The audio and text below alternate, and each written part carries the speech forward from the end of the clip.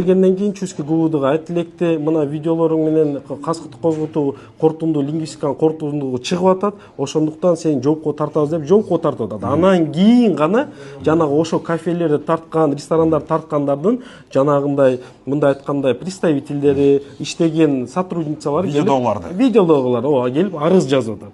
Анан арыз жазып көбү тергөө амалдарында, тергөө болуп атканда, по-моему, если мен жалган айтпасам, 1,5 ай, 2 айдай болду да тергөө. Анан ошо тергөө аяктаганча жанагы көп кафелер видеону көрүп, чын эле мындай бизге эч кандай бөлүү жок экен, претензиябыз жок буга, айтелике биз жанагы жазган арызды колдобойбуз деп кеткен. Болгону ошо такта жеретинде ал жакта не только Куликов, башка компаниялар да болгон. Болгон, башка дагы кафелер болгон. Алар келип жок, биз эми колдобойбуз арызыбызды, видеону көрүп мында карасак эч кандай неме жок экен, улуттукту козготуу же динди козготуу деген жок экен деп мында айтканда встречное заявление берип кеткен да.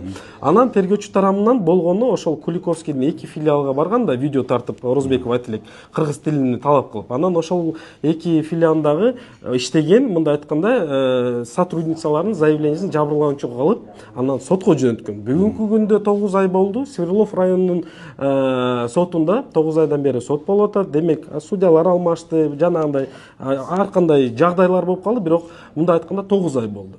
Анан ошол учурда мына бүгүн процесс Свердловский район сотунда кече процесс болуп, анан өзүңүздөр баягы көргөндө интернетте мында жагдайлар ачылып кетти. Анан Куликовский бүгүн чакырып, жакшы бир мында сиз айткандай бир келишимге келип, бири-бирибизди кечириштик.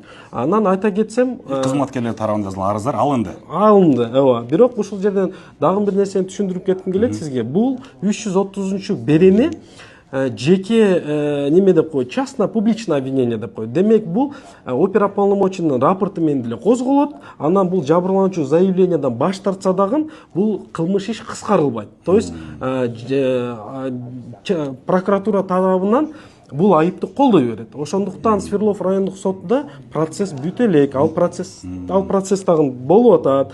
Жанагы лингвистикалык экспертизаны биз жокко чыгарышыбыз керек. Неге дегенде, жанагы интернет, YouTube'дагы көбүнчө комментарийга лингвист эксперт көбүнчө комментарийгадан берип атат да, Манинич бул жерде мен эсептейм болгону ушул Орозбеков айтилектин кыймыл аракети келе бериш керек. А кыймыл аракетиде жанагы видеолордо эч кандай кастыктык козгоо жөнүндө мен ойлойм кыймыл аракетинде кылмыштын курамы жок. Ошондуктан мен Свердлов район сотунан өтүнүч берем, комиссионный экспертиза дайындагыла, өзүмдүн суроолорумду берем, жанагы комментарий жазган элдин ой пикирлерин четке кагып, болгону Орозбеков айтилектин кыймыл аракетиге юридикалык баа бергиле, лингвист катары барбы чакырымдактар же жокпу деп туруп дагы өтүнүч келтирейин деп атам.